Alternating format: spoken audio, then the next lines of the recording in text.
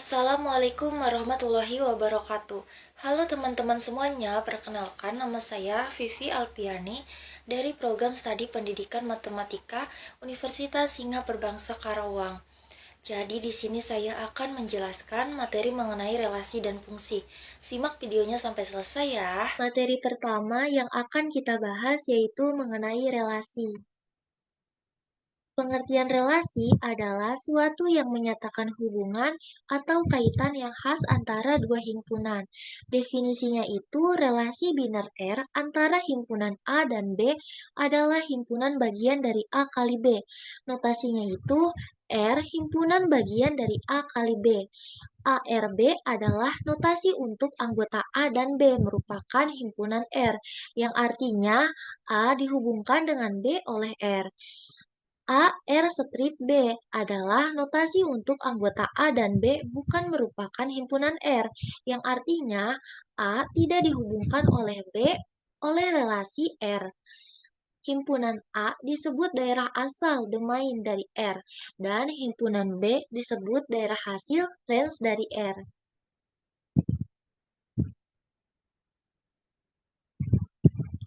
Selanjutnya ada contoh, misalnya himpunan A itu nama mahasiswa, yaitu ada Alicia, Balkis, Cinta.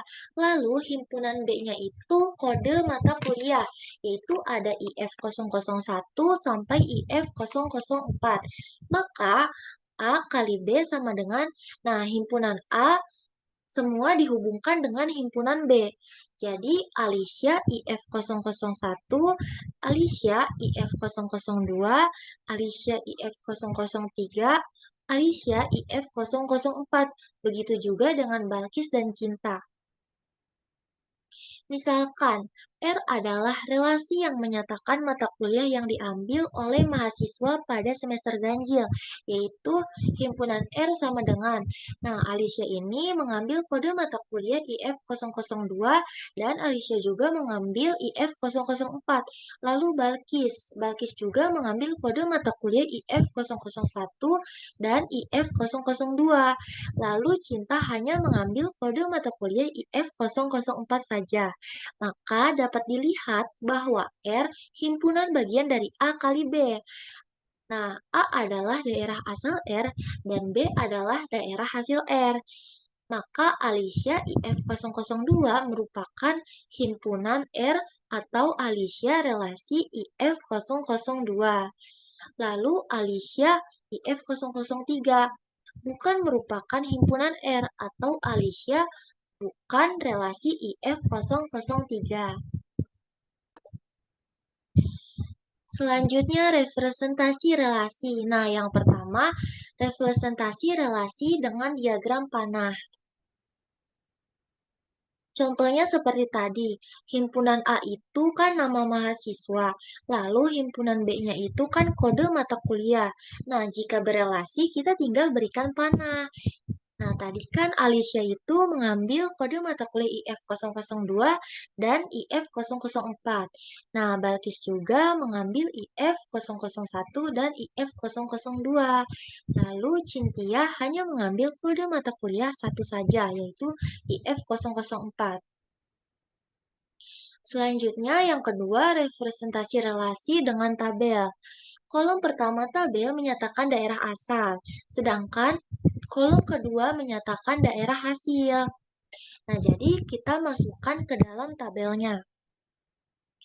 Nah, tadi kan sudah tahu ya bahwa Alicia itu mengambil kode mata kuliah IF002 dan IF004. Balkis juga mengambil IF001 dan IF002. Lalu Cynthia juga hanya mengambil satu kode mata kuliah saja yaitu IF004. Yang ketiga, representasi relasi dengan matriks. Misalkan, R adalah relasi dari himpunan A sama dengan A1, A2 sampai AM, dan himpunan B sama dengan B1, B2 sampai Bn. Relasi R dapat disajikan dengan matriks M sama dengan Mij. Nah, kolomnya ini adalah anggota dari himpunan B, lalu barisnya ini adalah anggota dari himpunan A. Yang dalam hal ini, jika satu anggota A dan B merupakan relasi, maka jika 0, anggota A dan B bukan merupakan relasi. Nah, lanjut ke contoh. Dalam hal ini, A1-nya itu Alicia, A2-nya itu Balkis, A3-nya itu Cinta, dan B1-nya itu IF001, B2-nya itu IF002, B3-nya itu IF003, dan B4-nya itu IF004. Nah, Alicia kan tadi mengambil kode mata kuliah IF002, nah berarti ada di kolom kedua. Lalu Alicia juga mengambil IF004. Nah, berarti ada di kolom keempat. Sekarang A2-nya Balkis. Nah, Balkis kan tadi itu mengambil IF001. Nah, berarti di kolom pertama baris kedua. Nah, lalu Balkis juga mengambil IF002. Nah, berarti di kolom kedua baris kedua. Lalu Cynthia. Nah, Cynthia hanya mengambil IF004 saja. Nah, berarti ada di kolom keempat. Nah, ini kenapa sisanya ini 0? Karena nama mahasiswa tadi itu tidak mengambil kode mata kuliah. Yang terakhir ada representasi relasi dengan graf berarah. Relasi pada sebuah himpunan dapat direpresentasikan secara grafis dengan graf berarah. Graf berarah tidak didefinisikan untuk merepresentasikan relasi dari suatu himpunan ke himpunan lain. Tiap elemen himpunan dinyatakan dengan sebuah titik, disebut juga simpul atau vertek, dan tiap pasangan terurut dinyatakan dengan busur. Jika anggota A dan B merupakan himpunan R, maka sebuah busur dibuat dari simpul A ke simpul B. Simpul A disebut simpul asal, initial vertex, dan simpul B disebut simpul tujuan, terminal vertex. Pasangan terurut A, A dinyatakan dengan busur dari simpul A ke simpul A itu sendiri. Busur semacam itu disebut gelang atau kalang, atau bisa juga disebut loop. Misalkan himpunan R sama dengan A, A, B, B, A, B, C, B, D, C, A, C, D, dan D, B adalah relasi pada himpunan A, B, C, D. Nah, ini kan ada 4 himpunan, maka kita gambarkan A, B, C, D. Lalu kita representasikan dengan graf berarah. A dihubungkan dengan A dihubungkan dengan B dihubungkan dengan A, B dihubungkan dengan C, B dihubungkan dengan D, C dihubungkan dengan A, C dihubungkan dengan D, lalu yang terakhir D dihubungkan dengan B. Sifat-sifat relasi biner. Yang pertama itu sifat refleksif. Relasi R pada himpunan A disebut refleksif jika A, A merupakan himpunan R untuk setiap anggota A merupakan himpunan A. Relasi R pada himpunan A tidak refleksif jika ada anggota A merupakan himpunan A sedemikian sehingga A, A bukan merupakan himpunan R. Nah, lanjut ke contoh. Misalkan A sama dengan 1, 2, 3, 4 dan relasi R di bawah ini didefinisikan pada himpunan A, maka relasi R sama dengan 1,1, 1,3, 2,1, 2,2, 3,3, 4,2, 4,3, dan 4,4. Bersifat refleksif karena terdapat elemen relasi yang berbentuk A, yaitu 1,1, 2,2, 3,3, dan 4,4. Relasi himpunan R sama dengan 1,1, 2,2, 2,3, 4,2, 4,3, 4,4. Tidak bersifat refleksif karena 3,3 bukan merupakan himpunan R. Yang kedua, bersifat menghantar. Relasi R pada himpunan A disebut menghantar jika A, B merupakan himpunan R dan B, C merupakan himpunan R. Maka A, C merupakan himpunan R. Untuk A, B, C merupakan himpunan A. Misalkan himpunan A sama dengan 1, 2, 3, 4 dan relasi R di bawah ini didefinisikan pada himpunan A, maka himpunan R sama dengan 2,1, 3,1, 3,2, 4,1, 4,2, 4,3. Ini bersifat menghantar. Nah, lihat tabel berikut ini. Pasangan berbentuk dari A, B, B, C, A, C. Nah, kita lihat A, B-nya itu kan 3,2, B, C-nya itu 2,1. Jadi, kita pasangkan A dengan C, jadinya 3,1. Nah, 3,1 kan ada di himpunan R, maka ini bersifat menghantar. Yang ketiga ada setangkup dan tolak setangkup.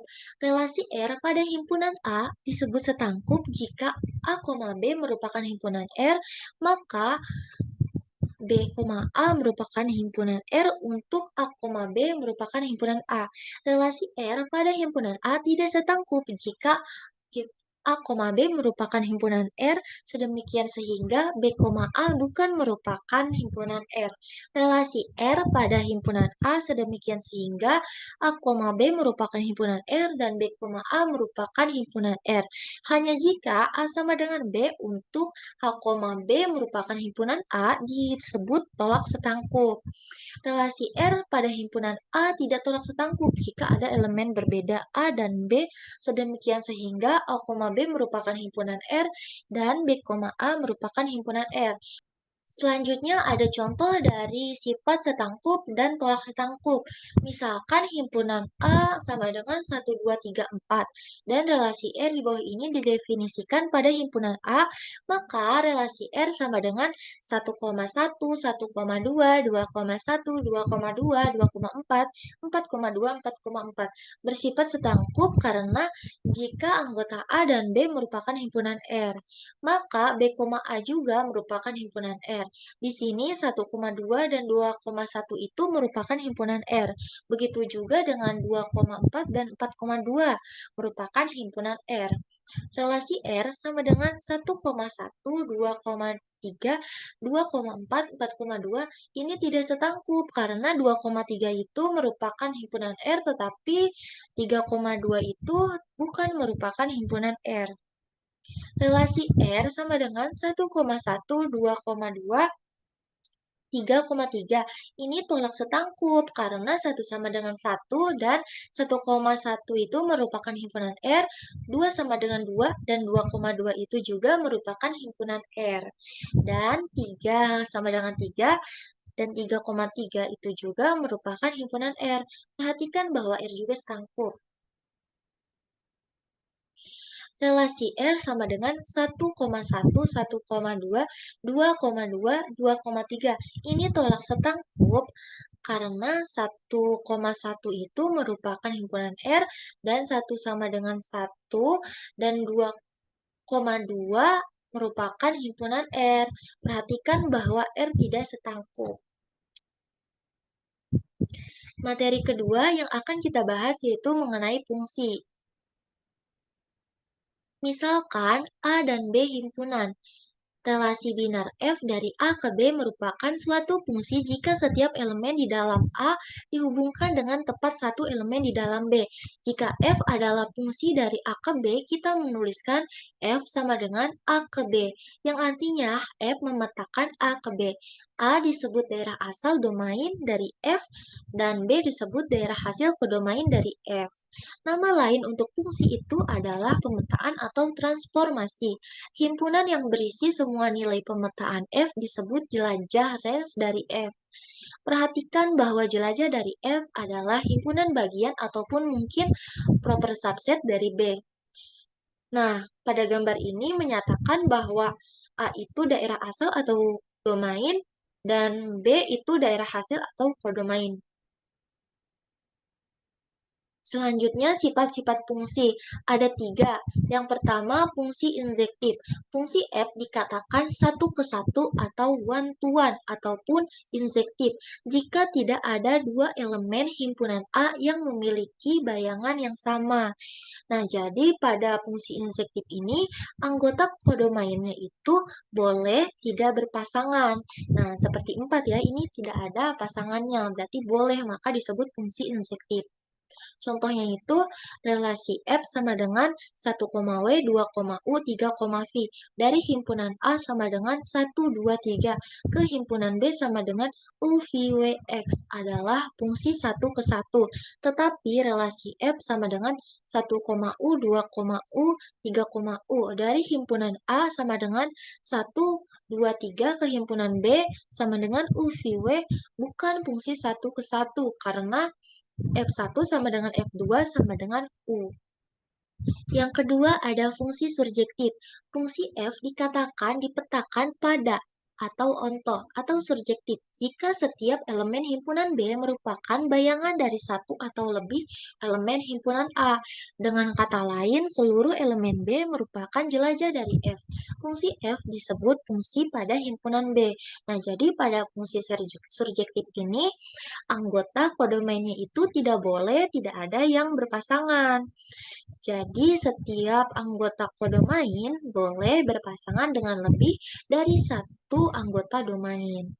Lanjut ke contoh, relasi F sama dengan 1U, 2U, 3V dari himpunan A sama dengan 1, 2, 3 ke himpunan B sama dengan U, V, W. Bukan merupakan fungsi pada, karena W tidak termasuk jelajah dari F. Selanjutnya, relasi F sama dengan 1W, 2U, 3V dari himpunan A 1, 2, 3 ke B sama dengan U, V, W merupakan fungsi pada karena semua anggota B merupakan jelajah dari F. Yang ketiga ada fungsi bijektif. Fungsi F dikatakan bereksponden satu ke satu atau bijeksi jika ia fungsi satu ke satu dan juga fungsi pada.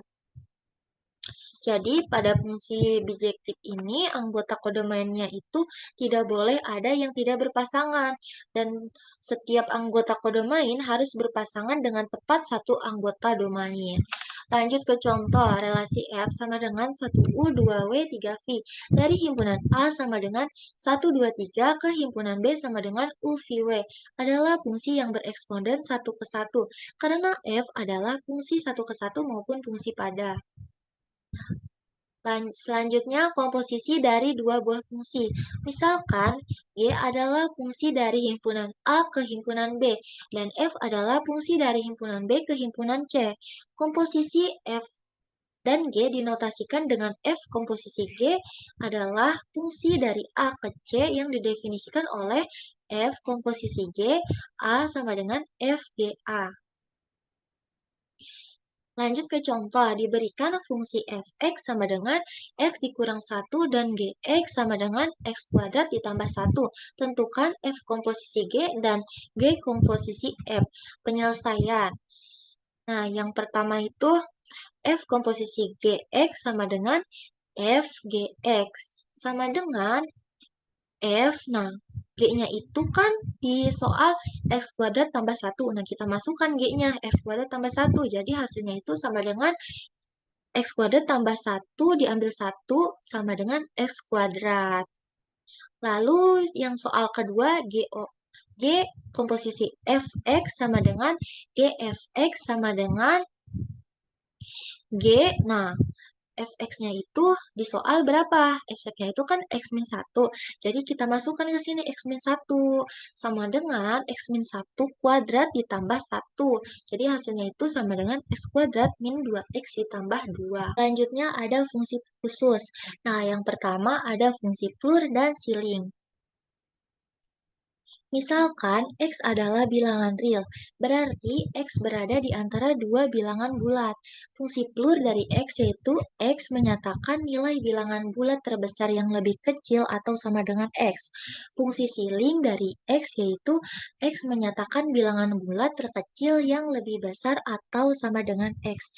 Dengan kata lain, fungsi plur membulatkan X ke bawah, sedangkan fungsi siling membulatkan X ke atas. Yang kedua, fungsi modulo. Misalkan A adalah sembarang bilangan bulat dan M adalah bilangan bulat positif. A modulo M memberikan sisa pembagian bilangan bulat bila A dibagi dengan M. A modulo M sama dengan R, sedemikian sehingga A sama dengan MQ ditambah R dengan 0 kurang dari R kurang dari M. Yang ketiga ada fungsi faktorial. Nah, n faktorial sama dengan jika 1 maka n sama dengan 0. Jika 1 kali 2 dikali sampai kali n maka n lebih dari 0. Yang keempat fungsi eksponensial. A pangkat n sama dengan jika 1 maka n sama dengan 0. Jika A kali A kali A maka n lebih dari 0. Untuk kasus perpangkatan negatif, maka A pangkat negatif N sama dengan 1 per A pangkat R. Yang terakhir ada fungsi logaritmik. Fungsi logaritmik ini berbentuk Y sama dengan pangkat A log X ekuivalen dengan X sama dengan A pangkat Y. Terima kasih sudah menyimak materi relasi dan fungsi sampai akhir. Mohon maaf jika ada kesalahan dalam penyampaian. Terima kasih. Wassalamualaikum warahmatullahi wabarakatuh. See you.